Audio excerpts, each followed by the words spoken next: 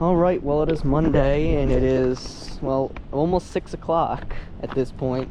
It is about 46 degrees right now, but it's extremely windy. We actually almost got an inch of snow this morning, but as you can see, it's all gone by this point. I wasn't able to record it, but it looked pretty nice while it lasted. It looked something like what I'm showing on screen right now. A little bit more than that, though. But I will say it's a really nice backdrop for the morning ride this morning. But today I'm going to be providing you with a couple insights about chickens, just the raw truth about them. Let's go. For starters, they do not always lay the same number of eggs. I'm pretty sure we should already know this, but no matter how many times Google will tell you a chicken lays X number of eggs, there's a chance they lay greater than or less than that. It's just a number to go off of. Sorry that the camera might be making some weird sound right now. It's pretty windy out today. Yeah, I'm trying to walk around the wind, if you will.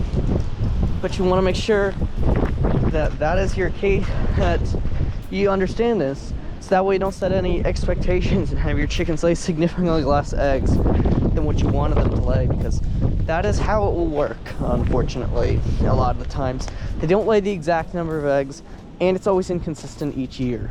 Number two, they die a lot more often than you'd expect, and they die for the most stupid reasons possible.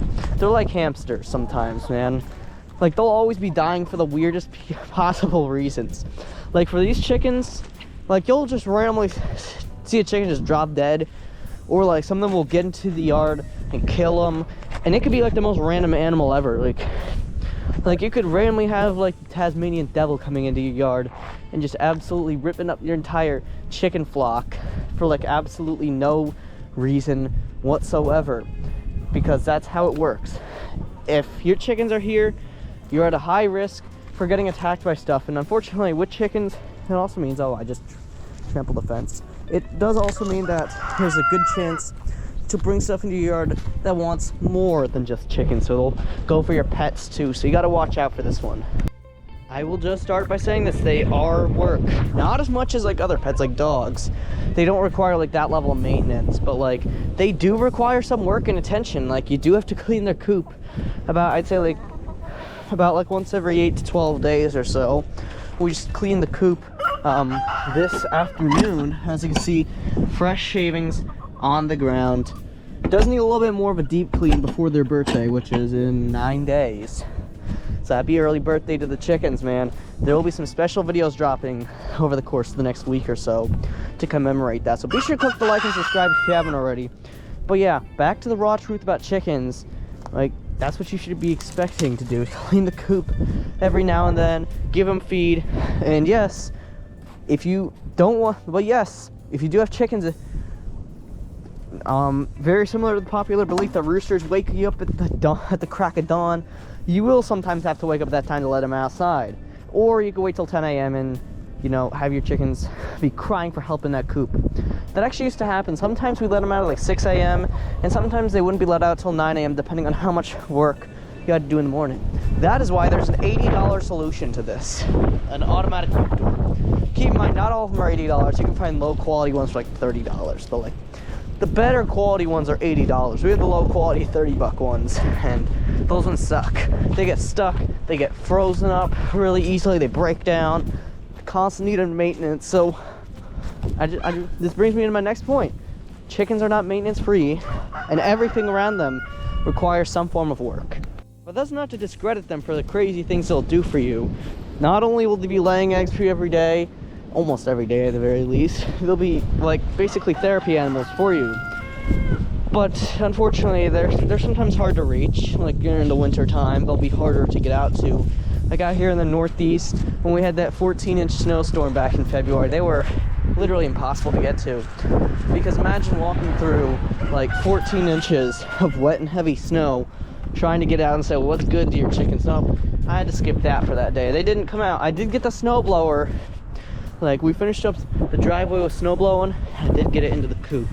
Not the coop, but like the coop area. And they didn't come out for another day and a half. But once they did come out, the brave ones came out first, and then the rest of them followed later. And last, but certainly not least, 98% of the time, roosters are not as good as you think they could be. And 80% of the time, they're not as bad as you think they are either. Come on, you moron. Let's get you back in your yard, man. Come on. Come on, buddy. Let's go. Back in your yard. I swear, my chickens have like literally no intelligence, yo.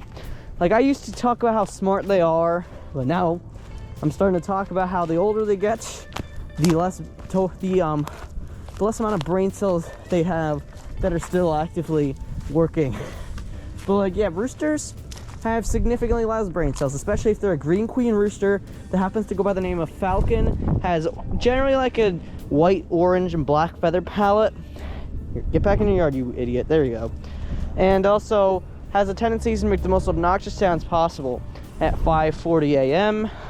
and also happens to live in the Lakeville, Connecticut area, then I think you're going to be dealing with some pretty serious issues.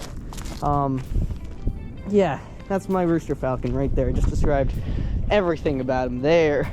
You know, Falcon, you know, what's up? Impossible to fix this rooster.